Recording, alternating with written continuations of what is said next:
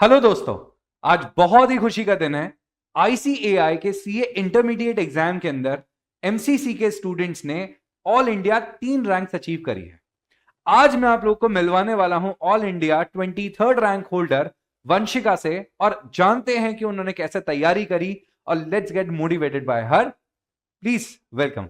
Hello sir. Hello. कैसे हैं वंशिका आप? एकदम से अच्छे हैं सर। ओके, तो वंशिका कैसा रहा आपका ये रिजल्ट का माहौल, कैसा लगा और कैसा लगा जब आपने रिजल्ट देखा था? बहुत ही ज़्यादा अनएक्सपेक्टेड है। जब रिजल्ट आया and I was entering my roll number, तो रोल नंबर गलत आ रहा था। वो अच्छा। बहुत ही ज़्यादा पैनिक मोमेंट था मेरे लिए कि भाई एक तो रिजल्ट का वैसे ही पैनिक मोमेंट, ऊपर से रोल नंबर इनकरेक्ट आ रहा।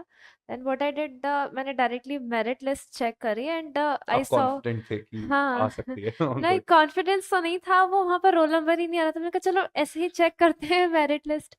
तो उसमें देखा कि ऑल इंडिया रैंक 23, तो वो एक अच्छा हैप्पीनेस वाला भी था और थोड़ा इमोशनल वाला भी था, क्योंकि वो जो पूरी जर्नी थी, कंप्लीट हार्डवर्क था, वो अचानक से वो पूरा रिवॉल्व कर गया माइंड में। तो बिल्कुल बिल्कुल, एकदम ऐसा मोमेंट होता है कि हैप्पीनेस भी है, स्माइल भी है और आंखों में आंसू भी है। बिल्कुल। तो वंशिका, अब थोड़ा सा जानना चाहेंगे कि आपने कैसे अपनी स्टडीज को प्लान किया?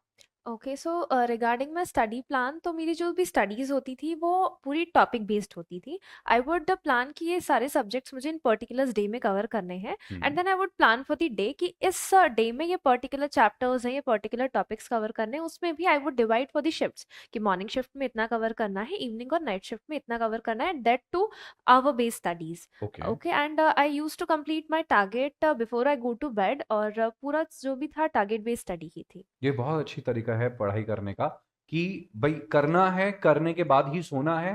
ठीक है, अगर जब तक आपका टॉपिक जब तक कंप्लीट नहीं हो जाता आप लगे रहेंगे, पढ़ाई कंप्लीट करने के बाद ही सोएंगे। हाँ, and next day I would revise everything which I have covered the previous day, ताकि एक क्विक रिवीजन वो रिकैप हो जाए, और मैं देन उसके बाद नहीं, ही ये अपना बहुत अच्छा नेक्स्ट तरीका स्टेप बताया को। कि पूरी रात जो पढ़ाई करी है अगले दिन सुबह उठने के बाद एक बार क्विकली रिवाइज कर लो, सो दैट वो इमीडिएटली रिवाइज हो जाए। हाँ गुड। जी। ओके। तो अब बताइए कि हमारी तरफ से, एमसीसी की तरफ से आपको कैसा सपोर्ट रहा? फैकल्टीज का, इंडिविजुअल फैकल्टीज का क्या सपोर्ट रहा आपकी तरफ? बताइए। So support of MCC in CA journey was immense. बहुत ही ज़्यादा अच्छा सपोर्ट था।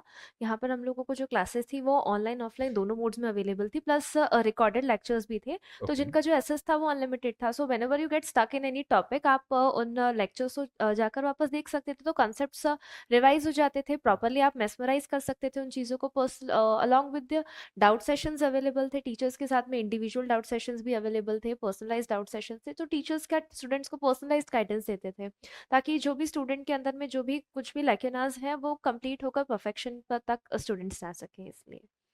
ओके, तो अब बताइए, ये मॉक टेस्ट सीरीज आपने दी थी? हाँ जी सर, सारी मॉक। दी थी? यस सर, अच्छा, सारी। तो कैसा रहा? बेसिकली एमसीसी में 4 मॉक टेस्ट हुए थे फॉर इंटरमीडिएट हम्म। एग्जामिनेशंस। सो जो मॉक टेस्ट थे वो टोटली आईसीआई के एग्जाम पैटर्न के बेस थे।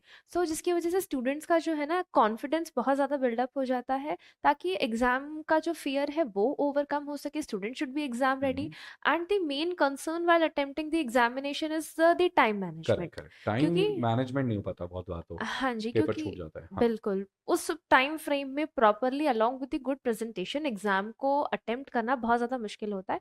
सो when you give the mock test, तो आपका कंप्लीटली आप प्रिपेयर्ड रहते हो कि इस टाइम स्लॉट में इतना पूरा पर्टिकुलर हमें कैसे प्रेजेंटेशन के साथ में आपको अटेम्प्ट करना हम्म। है। तो मॉक टेस्ट से आपका कॉन्फिडेंस, टाइम मैनेजमेंट, सब कुछ बिल्डअप होता है। सही कह रहे हैं, मतलब जैसे अगर आप एग्जाम देने गए और एकदम सरप्राइज मिला आपको वहां जाके, ठीक है, तो वो बड़ा शॉकिंग हो जाता है बच्चों के लिए। और अगर आप वेल प्रिपेयर्ड होके जा रहे हैं तो एक श्योर सक्सेस आपको मिल जाती है कि ठीक है, आपने अच्छे से प्रिपेयर कर लिया। और 4-4 मॉक टेस्ट होने की वजह से आपका कोर्स मल्टीपल टाइम्स रिवाइज भी हो जाता है, अच्छे से प्रिपरेशन भी हो जाती है।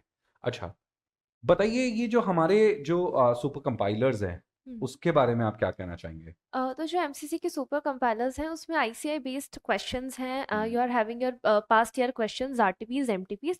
तो जितने भी क्वेश्चंस हैं हमें सब एक ही प्लेटफॉर्म में मिल रहे हैं, तो हम्म। अच्छी प्रैक्टिस, 100% प्रैक्टिस हो जाती है सारे कॉन्सेप्ट्स की। सारे क्वेश्चंस अगर आपको एक ही प्लेटफॉर्म में मिल रहा है तो वो इजी गोइंग हो जाता है, और हम्म। अच्छी तरीके से प्रैक्टिस हो सकती है और प्रिपरेशन हो सकती है। ओके, चलिए, अब थोड़ा सा बताइए हमारे यहाँ की फैकल्टीज के बारे में कि कैसा रहा उनके साथ, कि कैसा उन्होंने पढ़ाया, नॉलेज कैसी थी, क्या था? Faculties of MCC are really knowledgeable, experienced and supportive. मतलब टीचर्स का सपोर्ट तो एग्जाम के एंड तक रहा, और प्रॉपरली हर जिस भी चीज़ में आपको सपोर्ट हो, रादर भी any concept, rather any doubts और प्रेजेंटेशन, सब कुछ क्लियर करना और एकदम प्रॉपर तरीके से स्टूडेंट्स को गाइडेंस देना, सब कुछ उन्होंने प्रोवाइड किया। ओके, चलो अब बताओ कि आपका इस रैंक के लिए कौन आपका इंस्पिरेशन था?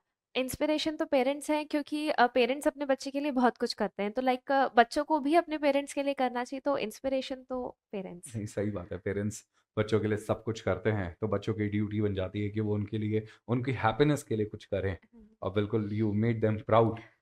ओके, तो आप अपने लाइक अपकमिंग सीए स्टूडेंट्स को जो सीए करना चाहते हैं, सीए कर रहे हैं, आप क्या एडवाइस करना चाहेंगे उनको? सो सीए की लाइक सीए रिक्वायर्स दी हार्ड वर्क। अगर आप कॉन्स्टेंटली अपना हार्ड वर्क कर रहे हो, अपने टाइम शेड्यूल्स के अकॉर्डिंग अपना सब कुछ एफर्ट्स लगा रहे हो, along with the positive manifestation and positive attitude, तो श्योरली सक्सेस मिलती है। But you should keep on going. Hard work and the positive manifestation according to me is the key to success. हाँ, correct, बच्चों को हमेशा मेहनत करते रहनी चाहिए। ओके, अच्छा अब एक बात बताओ, क्या आपने रैंक के लिए प्रिपेयर किया था, या आपने बस पास होने के लिए प्रिपेयर किया था और रैंक इन द प्रोसेस आ गई?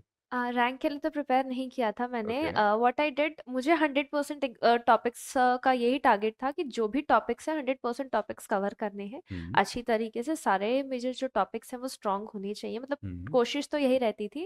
एंड देन बस वही कि बस उसके बाद सारे टॉपिक्स कवर किए, मॉक दिया, तो थोड़ा बहुत वो जो रैंक का प्रोसेस था वो इनबिल्ट हो गया ग्रेजुअली। हाँ जी। जी, बिल्कुल। मतलब भगवान श्री कृष्ण ने भी कहा है कि कर्म कर, फल की चिंता ना कर, यानी कि ऑलवेज बिलीव द प्रोसेस। ठीक है, जो आउटकम है वो अपने आप आ जाएगा, और बिल्कुल आउटकम आया। बच्चे ने मेहनत करी and she scored a rank. चलिए, अब बताइए कि कैसा रहा एमसीसी ज्वाइन करके, और एमसीसी आपने क्यों ज्वाइन किया? एमसीसी की, I have been the student of MCC since foundation, foundation, और ग्रेट। फाउंडेशन में कितना स्कोर था आपका? 340 आउट ऑफ 400। 340 स्कोर था, मतलब out of 400, that is amazing score. Yes. तो उस सीए फाउंडेशन की जर्नी में जो सपोर्ट मिला टीचर्स का, सबका पूरे सपोर्ट, मतलब एमसीसी के एंटायर सिस्टम का, फैकल्टीज का, उसकी वजह से आई थॉट कि लाइक इतना सपोर्ट है, I was comfortable and I was like very much satisfied with the environment and each and everything. So that's why I decided कि मैं अपनी इंटरमीडिएट की भी जो है क्लासेस वो एमसीसी से ही करूँगी। बिल्कुल। तो she is truly an inspiration for everyone. ठीक है, बिल्कुल एकदम सीखिए इनसे कि कैसे आप भी अच्छा स्कोर कर सकते हैं, आप अच्छी रैंक ला सकते हैं। चलिए, थैंक यू। Thank you.